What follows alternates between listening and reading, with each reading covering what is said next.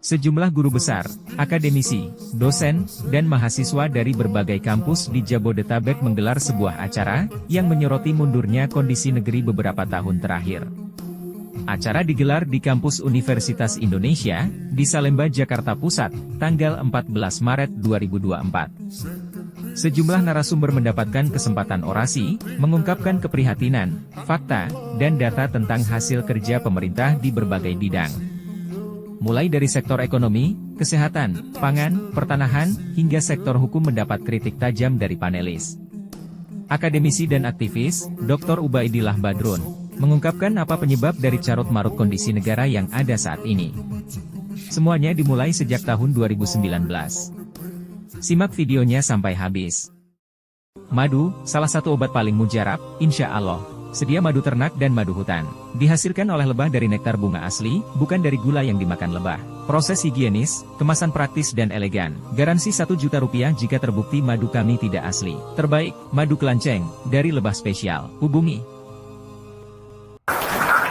Berikutnya masih dari Universitas Negeri Jakarta, yaitu Dr. Ubaidillah Badrun tentang politik dan masyarakat. Assalamualaikum warahmatullahi wabarakatuh. Selamat pagi semuanya, para guru besar yang saya hormati. Ada banyak senior di sini, saya kira ini yang luar biasa, juga mahasiswanya banyak sekali yang datang. Tukang buat Gen Z juga hadir yang luar biasa. Saya sebenarnya tadi hampir meneteskan air mata karena apa yang disampaikan oleh para guru besar. Lalu di seberang sana ada yang mengatakan bahwa kita adalah residu politik.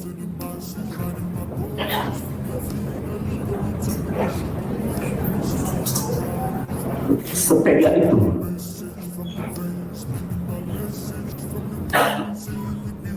Lalu secara politik saya mengambil kesimpulan bahwa dari pertanyaan mengapa problem kita sedemikian parah, dari beberapa perspektif yang tadi disampaikan oleh para senior saya, kesimpulan yang saya tarik adalah ada terang benderang sebuah pengabaian terhadap kaum intelektual.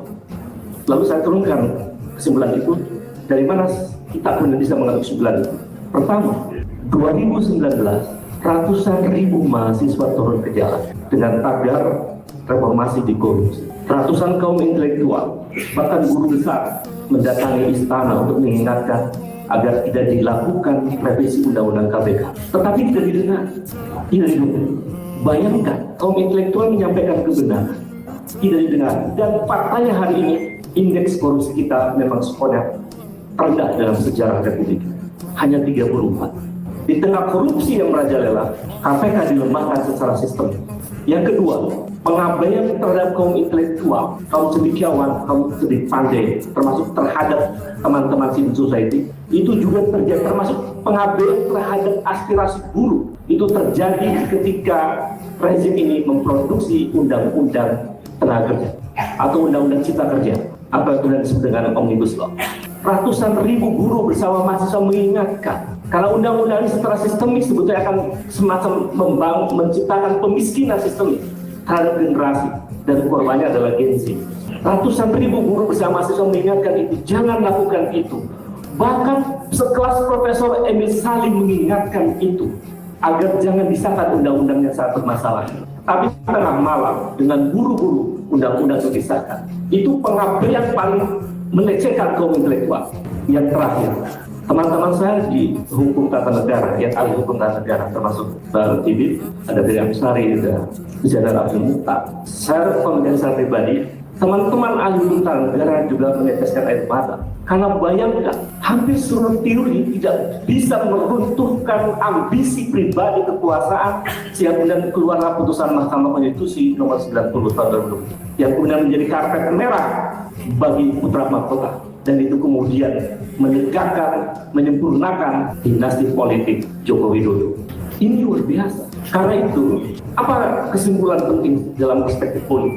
Saya meyakini ini yang kemudian disebut sebagai neo-authoritarianism, satu model praktek otoritarian dengan gaya baru yang dibangun melalui sebuah proses dalam politik disebut sebagai populisme. Ya, dari wong cilik, dari gorong-gorong, lalu seolah-olah dia merasa bahwa dia dipilih oleh mayoritas bangsa ini.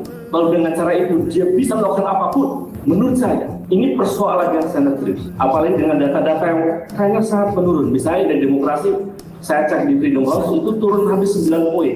Ngeri. Bahkan indeks hak asasi manusia juga turun. Skornya sekarang cuma 3,2. Ini ada kawan saya Usman Hamid.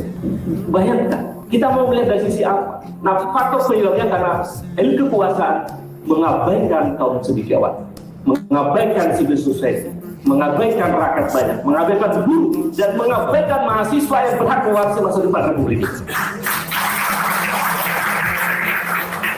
Saya kira pertemuan hari adalah pertemuan bersejarah di gedung IMERI, Fakultas Kedokteran UI, dan kami semua percaya bahwa universitas adalah magisterium scholarium, tempat di mana kaum cendekiawan yang berpikir dengan pengetahuan dan memandu pikirannya dengan moral dan etik. Karena itu, saya meyakini ini adalah forum bersejarah dan akan menentukan masa depan Republik. Dan tidak cukup sampai di sini, saya meyakini juga di hari-hari ke depan adalah hari-hari perjuangan yang dahsyat. Terima kasih. Assalamualaikum warahmatullahi wabarakatuh.